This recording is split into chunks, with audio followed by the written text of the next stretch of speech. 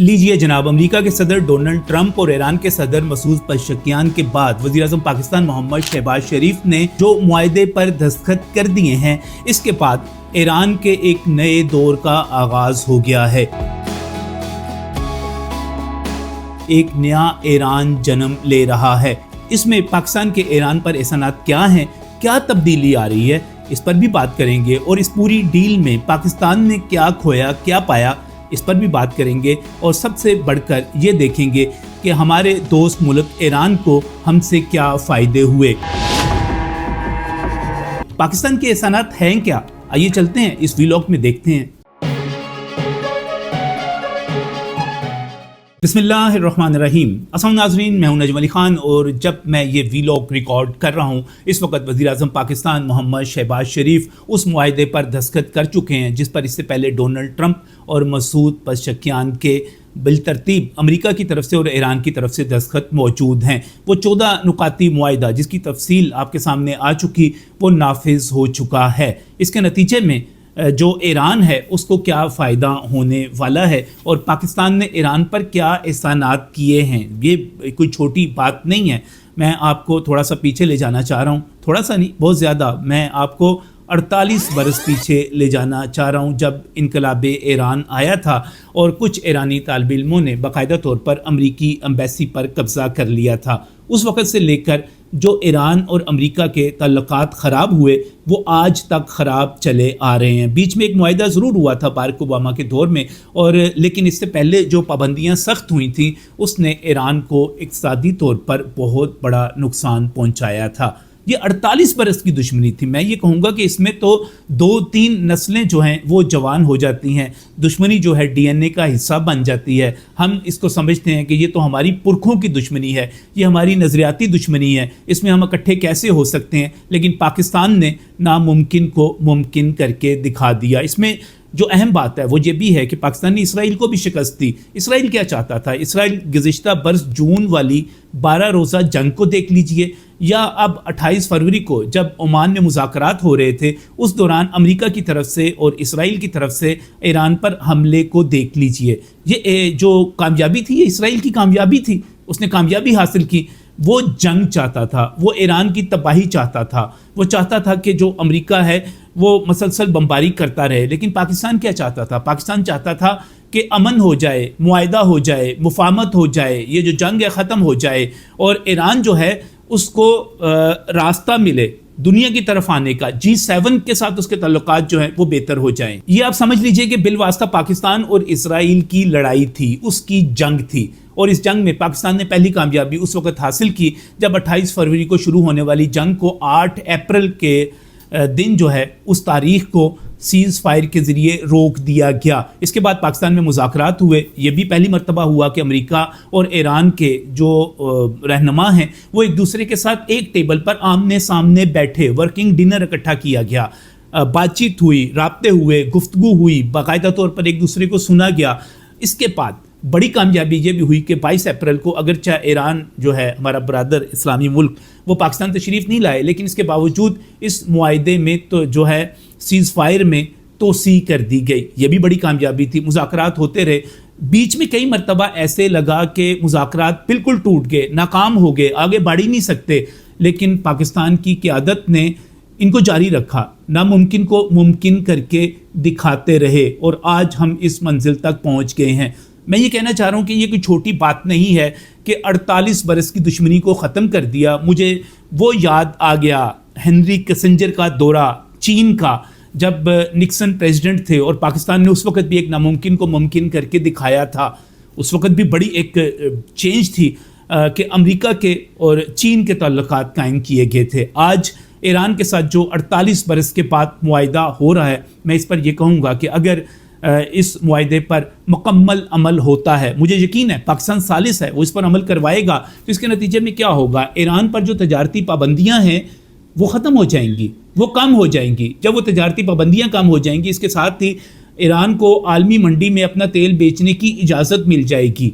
जब वो इजाज़त मिल जाएगी तो उसको कम कीमत के ऊपर इंटरनेशनल मार्केट से अपना तेल बेचने की ज़रूरत नहीं रहेगी।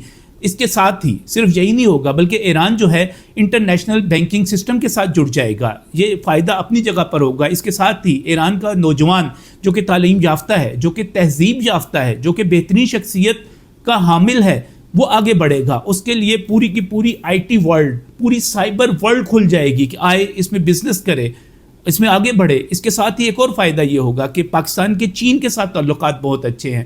آپ یہ دیکھیے, ایک طرف ایران, پاکستان اور چین, یہ ایک نئی پٹی, خوشحالی کی نئی پٹی بن جائے گی. اس میں پاکستان کو بھی فائدہ ہوگا, ایران کو بھی ہوگا, چین کو بھی ہوگا, کیونکہ چین جو ہے دلوں کو جنگوں کے ذریعے نہیں جیتتا, ریاستوں کو جنگوں سے نہیں جیتتا, وہ بلکہ اپنے ایسے انیشیٹو لے کر آتا ہے جو سڑکیں بنتی ہیں جس کے تحت اکنامک ڈیولپمنٹ ہوتی ہے. تو میں یہ سمجھتا ہوں کہ اس کے نتیجے میں پورے خطے کی تقدیر بدل جائے گی. اور ایک بہت بڑی کامیابی پاکستان کو یہ حاصل ہوئی کہ اسی جنگ کے دوران انڈیا پوری طرح ایکسپوز ہو گیا. مودی جو تھا وہ جا کر جنگ سے 2 دن پہلے نتن یاہو کے ساتھ جا کر کھڑا ہو گیا, اس کا اتحادی بن گیا. انڈیا جو ہے وہ ایران کے خلاف ہو گیا. حالانکہ یہی انڈیا جو ہے اس سے پہلے باقاعدہ چابہار میں اس لیے بندرگاہ بنوا رہا تھا کہ پاکستان کی گوادر کی بندرگاہ کو ناکام کر سکے. تو صرف ایران کے فائدے نہیں ہیں, پاکستان کے بھی اس میں فائدے ہیں. پاکستان جو ہے پہلی مرتبہ ایک انٹرنیشنل پلیئر کے طور پر سامنے آیا. پاکستان کے بارے میں یہ بھی سن لیجئے, جان لیجئے کہ پاکستان نے مصر کے ساتھ, سعودی عرب کے ساتھ, ترکیہ کے ساتھ مل کر ایک غیر اعلانیہ اتحاد بنا لیا. آپ یہ سمجھیں کہ اس میں قطر بھی شامل ہے, آپ یہ سمجھیں کہ اس میں آذربائیجان بھی شامل ہے.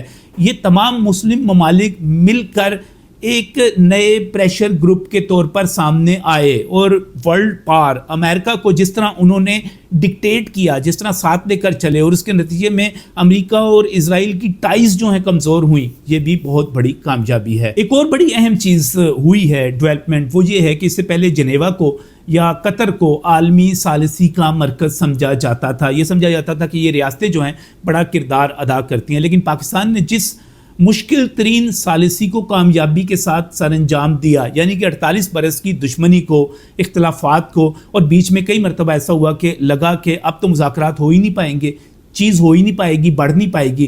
لیکن پاکستان کے وزیر اعظم, پاکستان کے فیلڈ مارشل, پاکستان کے وزیر خارجہ, پاکستان کے وزیر داخلہ, سب نے ایک ٹیم کی طرح کام کیا. اور جب یہ ٹیم متحد ہو کر آگے بڑھی تو انہوں نے ناممکن کو ممکن کر کے دکھا دیا.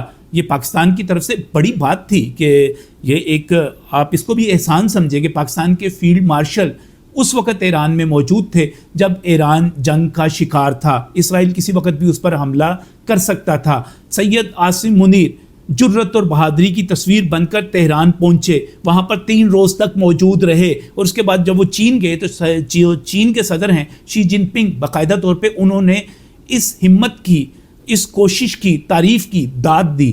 تو یہ بڑی, یعنی کہ ایک ہم نے ایک نئے دور کا آغاز کر دیا ہے. یہ پاکستان کے لیے بھی ایک نئے دور کا آغاز ہے, یہ اس پورے خطے کے لیے ایک نئے دور کا آغاز ہے, بلکہ یہ ایک اسلامی دنیا کے لیے نئے دور کا آغاز ہے. اور جب میں یہ کہتا ہوں کہ پاکستان سعودی عرب کے ساتھ مل کے, ترکیہ کے ساتھ مل کے, مصر کے ساتھ مل کر ایک نیا اتحاد بنا رہا ہے جس میں آذربائیجان جو ہے وہ شامل ہے, جس میں اس کے ساتھ ساتھ آذربائیجان اور قطر جو ہیں ان کو بھی آپ شامل کر سکتے ہیں, تو یہ ایک بڑا اتحاد بن رہا ہے. اور ایک جو خواب دیکھا گیا تھا حضرت علامہ اقبال کی طرف سے کہ ایک ہو مسلم حرم کی پاسبانی کے لیے, نیل کے ساحل سے لے کر تاب خاک کاشغر, تو وہ یہ خواب جو ہے اس کی تعبیر سامنے آ رہی ہے. یہ بڑی کامیابی کی بات ہے. اور میں یہ سمجھتا ہوں کہ جن صلاحیتوں کا مظاہرہ وزیر اعظم شہباز شریف کی طرف سے, اس کے ساتھ ساتھ فیلڈ مارشل سید عاصم منیر کی طرف سے کیا گیا ہے, تو میں اس پر یہی کہوں گا کہ میں وزیر اعظم شہباز شریف کو اس وقت سے جانتا ہوں جب وہ وزیر اعلیٰ پنجاب تھے. میں ان کو ایک بہت ہی زبردست قسم کے, بہت ہی اچھے ایک ایڈمنسٹریٹر کے طور پر جانتا ہوں, میں نے قریب سے دیکھا ہے. اس کے ساتھ ہی جب فیلڈ مارشل بنے, یعنی کہ جب وہ پاکستان کی فوج کے سربراہ بنے اور اس کے بعد انہوں نے 10 مئی کو بھارت کو شکست فاش دی, تو میری نظر میں وہ ایک بہت ہی عظیم, بہت ہی بڑے فوجی کے طور پر سامنے آئے, ایک سپہ سالار کے طور پر, ایک عظیم سپہ سالار کے طور پر. لیکن آپ یہ دیکھیے کہ ان کی سفارت کاری کی جو صلاحیتیں ہیں, ان کا نیگوشیٹر ہونا جو ہے, وہ تو ایک ایسی صلاحیت تھی جس کا کسی کو اندازہ بھی نہیں تھا کہ یہ کتنی کامیابی کے ساتھ مذاکرات کر سکتے ہیں, ثالثی کر سکتے ہیں, اور کس طرح جو دو فریق ہیں جو یہ سمجھا جا رہا ہے کہ ایک دوسرے کے قریب نہیں آ سکتے، ایک دوسرے سے بات نہیں کر سکتے، ایک دوسرے سے ہاتھ نہیں ملا سکتے، ان کی تو نظریاتی جو خلیج ہے یہ نسل در نسل جو ہے چلتی آ رہی ہے، تو یہ سارے کا سارا کیا تھا، یہ بدل کے رکھ دیا انہوں نے. اور مجھے پورا یقین ہے کہ پاکستان آگے بھی اپنا یہ کردار ادا کرتا رہے گا. یہ ہے ایک نیا پاکستان، ایک طاقتور پاکستان، ایک خوشحال پاکستان کی طرف گامزن. اور مجھے آخر میں صرف اتنا کہنا ہے کہ اب وقت آ گیا ہے کہ ہم اپنی ان سفارتی کامیابیوں کو اپنی معاشی کامیابیوں میں، اقتصادی کامیابیوں میں بدلیں.